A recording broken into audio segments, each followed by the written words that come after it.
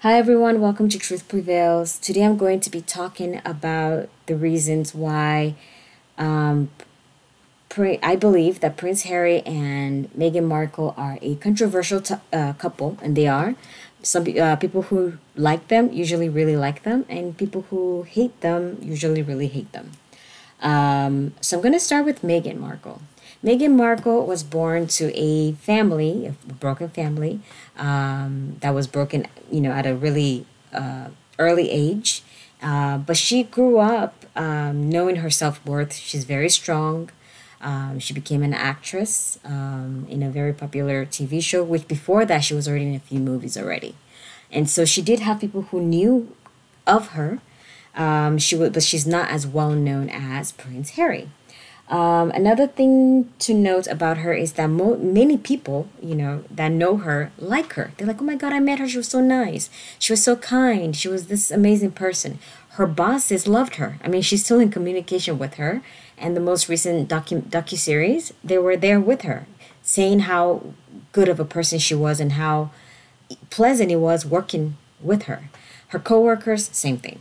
Coworkers, friends. She has friends from high school, literally. Friends from high school, friends from a long time ago. And so that brings us to Prince Harry. And I think this is where you're going to get a lot of the reasons why this couple is controversial. Prince Harry comes with two baggages. One is the royal family. I know that's supposed to be a blessing, he's privileged. But if you've been following the story lately, it's easy to get disillusioned because he has the name, the title, but he was literally shopping at TK Maxx looking for discounts. And yet his life is public interest. So if he's dating someone, pictures are online. If he's at a party, there are pictures online, and his privacy is basically gone.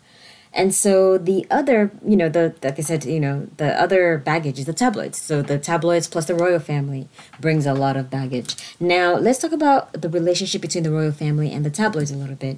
Their relationship is pretty interesting. It hasn't always been the best for many years until Meghan Markle. Tabloids want access, right? Why? Because having access to information from the royal family means that they get to print stories that give them a lot of clicks, and then they get to fulfill their own bottom line. But of course, they tell the public that public interest. We need to know everything. We need to see baby pictures. We need to see everything, which personally I don't think is that necessary. They're doing good work already. You don't need to see their babies like every second. Royal family, on the other hand, wants more privacy. They want more privacy. Obviously most people want privacy. Privacy also equals mystery, right? If you don't know anyone's personality, and you just see them smiling and waving their hands and shaking your hands in public, then it's easy to just think, oh, she's so nice, she's so kind, I feel like I already know her. Well, you don't know them, because you don't ever get to really see. You don't know if they're annoying, if they're someone who is arrogant or anything like that, because they don't show that in public. What you see in the public is them smiling and just, reassuring people that things are going to get better and things like that. So they're working. That's what you see. You don't see their private lives. Also, the privacy also gives this idea that they're noble royalty, right? So they're noble, they don't complain, they don't explain anything, they just come to you and ease your concerns. Ease your concerns and things like that. So that's basically the royal family. Now let's talk about also the public, because that's another part of this. Public likes stories, this is one piece of tradition that has survived through time. So a lot of people want like stories, gossip or whatever, but just stories. But they want the royal family to remain dignified, right? We want to know the details. We want to know like the secrets, but not really. So it makes it kind of interesting, because that means that the public, well, when I say the public, I mean royalists. Royalists like,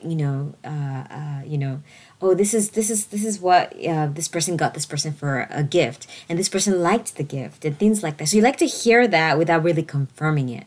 You like to hear that without having the royal family go on TV to do that. I would also like to add that years ago, I want to say decades ago, the royal family tried to do their own reality TV, right? Like, people like us. People want more of us. Let's just get rid of the middleman. Let's get rid of the tabloids and just show people who we really are. And what they realized was that some of the stuff that were going on, what some of the way that they spoke about people, people were not perceived as positive, and that whole reality type show was banned. So, I just wanted to bring that point up to mention that if we really knew each person's personality, you actually may not like some of these people and how they think and how they behave and how they treat other people. And I think that's one thing that, Meghan Markle did not enjoy, because they threw her to the wolves. And what I mean by that is they just cut off privacy. Hey, you get to see everything about her. This morning she said this. Yet last night she said this. 2 days ago she made someone cry. And then a lot of those stories were false too, right? So just wanted to add that. Now, some of the leaks aren't really good. And I think they try to crack down on the real leaks from people that aren't sanctioned, right? Leaks that aren't sanctioned, leaks that, people who mean harm to the royal family release. Now, like I said, the solution has been that the tabloids and the royal family give people the gossip, I guess, the gossip. But sometimes the gossip is actually true. And so you can add credibility to it by bringing people on TV to talk about this gossip.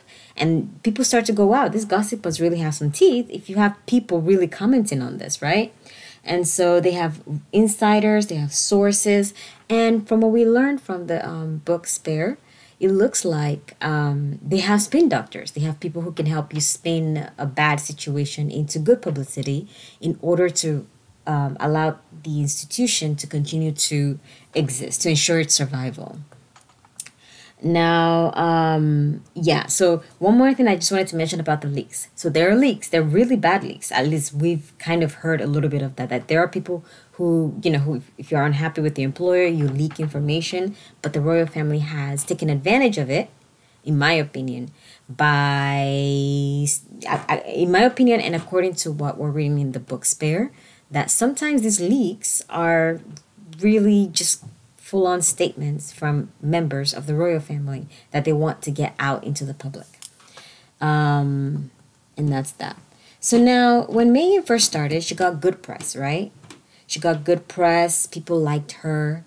But not only did people like her, the royal family actually made an attempt to give her even more good press, right? Because this is the new member of the royal family, and they didn't know how the tabloids were going to react to her or the public. And then what we noticed was they started getting bad press. Now, this is where reading the book Spare is really, really important, because before Meghan came into the family, so like I said, a lot of this is not about Meghan. Meghan just happens to be a scapegoat, in my opinion. In the family, there's always been a situation with you need the number one to get better press than number two. You need the number two to get better press than the number three. And I think it had been working for many years. The queen always enjoyed a level of popularity that was awesome, better than anybody else in the family. So she didn't have to worry about anything. And so, but when she came, I think they underestimated how much people would like her. People were giving each other high fives that I shook her hand. You actually had people that usually never show up to these things, the royal events, finally showing up because she reminded some people of Princess Diana, and the fact that she was mixed race was welcomed. Coming and saying, oh my God, we have a black princess. So that was something that changed a lot. And so in order to put things back the way they're supposed to be, right? So the number one gets better press than the number two. The number two gets better press than the number three. And the number three gets better press than the number four. What they decided to do was introduce some bad press. Now, I don't know if this was conscious or unconscious, but it seemed deliberate because everything started coming out at the same time. Oh, 4 months ago, she did this. 4 months ago, she did this other thing. 3 months ago, she did this. But all the stories seem to start around the same time. And then it looks like the tabloids were happy with the results. People were clicking, and they were getting paid. And so it became a thing that people did. Now, like I said before earlier, to add credibility to a story, you just need to bring a whole bunch of people on TV, call them the royal experts, and literally could be anyone, right? call them the royal experts. They're going to say what you want them to say, and then that's the end of it. So these people come on TV. You had body language experts talking about how, when she looked this way, she was narcissistic. When she did this, she was arrogant. When she did this other thing, and they're looking at like a 2-minute clip of them standing on the balcony, and you have like a 1-hour segment over her personalities and how it's affecting how she's behaving around everyone. And people started to believe them. Well, so in talking about believing stories, I'm going to introduce a concept known as the big lie. This was the method used. There was a method of propaganda used by Hitler, by David Goebbels, and that's just basically just keep lying. Okay, just keep lying. People don't believe you at first. Don't worry, just keep going. Okay, if you lie long enough, people are gonna start wondering why you keep saying these things, and they don't believe it. After a while, some people will start to believe it, right? Even if it's a ridiculous story that just doesn't seem right. After the more you lie, after a while they'll go, you know what? There has to be some teeth to this story, because every publication is writing it. They're repeating the same thing, and it's day in, day out.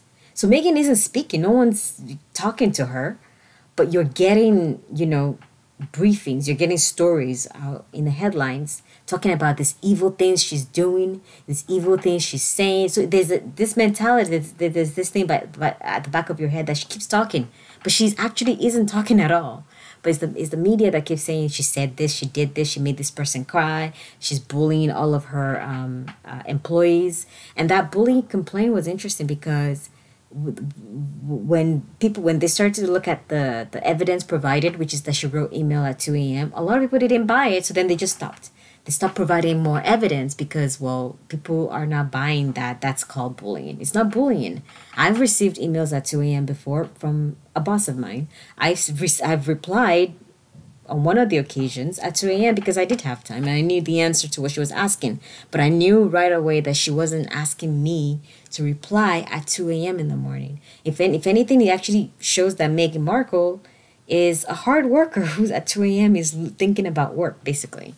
So, but again, they didn't spin it that way. They just spun it as, oh my gosh, she's something else, emailing people at 2 a.m. So anyways, that's how the big lie works. Just keep lying, keep lying. Now, what makes the lies stick better is if they come from sources that you already trust. So I'll use an example. Kamala Tammany. She'll be out there talking about how she's getting briefings, okay? I'm getting briefings. And if my story is not correct, they would have called me to retract it. There are steps if this story was not true. So it is true. So then you're like, oh my God, it is true. This woman is really, really evil. I can't believe she fooled me. I actually liked her in the beginning. It turns out she's this evil person, right? Kamala Tammany is someone that has been seen on TV way longer by many royals than Meghan Markle. So when she comes on these TV shows, GMB, This Morning, people believe what she's saying. And people are like, yeah, Meghan is evil. I agree. And then her dad goes on TV, who, by the way, the dad is being bribed to go on TV and talk bad about his daughter. And he goes on TV and he badmouths her and he's like, wow. Parents really do know best, right? So if all these experts are talking about how evil she is, and Kate and William are, there are rumors that Prince William is angry, he's furious, and Kate is crying because of this new woman, then it must be true, right? So people are believing all of these things. But again, the trusted source element was also part of it. Now, something that's a problem with the big lie, though, is that if you already know the truth, it's harder to convince you no matter how many times someone tells you something. So, for example, if you know what an orange looks like, right? This is an orange. And so if you know what an orange looks like and you've known that for a while and for 20 years, if someone comes to you and tells you, no, that's an apple. It doesn't matter how many times they tell you it's an apple. You know it's an orange. And so with Meghan Markle, what really, really splits the public with her is that some people already knew her from the movies that she's done before, the Suits TV show, her own charity work that she's done, causes. People visited her website, The Tig. And so those people are like, you can't convince me that she's evil. I already know who she is and I've known her for a while. And so that's to me is why it's split. Now, why is it important to explore, whether they're a controversial couple and why they're a controversial couple? Well, as long as they're controversial in the way that they are, people are going to keep clicking on the stories. When people click on the stories, the media thinks we want more stories about them. And so the media will go to any lengths, putting tracking devices on their cars, bribing their neighbors, bribing friends, trying to create stories when there is none. That will keep happening. And we, the public, are the ones driving it. Why? The people who love the couple want to read stories just to make sure that the story is not negative about them. The people who hate them as a couple also want to read the story and make sure there's nothing positive. And if it's something negative, it just proves what they already felt like they knew, right? Yeah, see, she's evil. Here's another reason why she's evil, right? Here's more evidence that she's evil. And so that's the reason for that. What is my hope? My hope is that moving forward, we're being critical about these stories, because stories that bully individuals that are innocent can lead to fatal consequences, can lead to people losing their jobs, losing their livelihoods, losing their lives. And so it's sad, I think, that we contribute to it, we the public, without really realizing that we're part of it. Like, all I did was read the story, yeah, but you and a million other people read the story, and the publication made a ton of money, which means they will keep trying to print more stories. One other thing I wanted to mention was that the media keeps telling us that these people want attention. If you notice, if you look at social media right now, a lot of them are going, "Where is Megan? Where is she? Where is she? Why is she hiding? Well, didn't you say you wanted her to disappear? Now why are you looking for her?" They're looking for her because if they print some news stories about her, they're going to get more clicks again and they're going to make a ton of money. If Meghan had not married into the royal family, I think she would have had a much peaceful life. She loves Prince Harry, obviously, so I'm happy that they're together.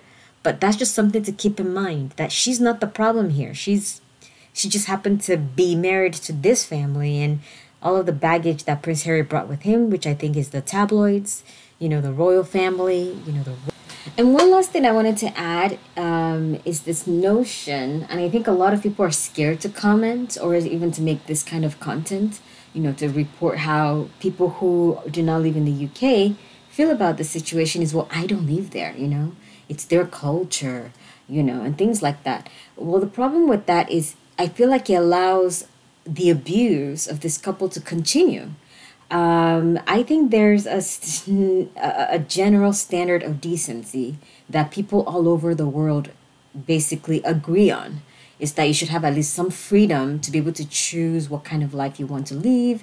As an adult, you should be able to leave, whatever situation that you are in, because you're like, this is the only life that you have. And that, men in general should be protective of their wives and should fight for them. So I feel like if you feel strongly, you don't have to live in the UK to voice your opinion, because maybe there needs to be more pushback on this, the way that this couple is being treated by more people. And I think that really could help. It's just more pushback. This is wrong. You can't keep calling someone who's innocent a guilty person. You can't keep creating a personality that doesn't exist simply because, I don't know, it sells clicks or whatever. So I hope that more people will come out and feel comfortable talking about how they feel about this couple.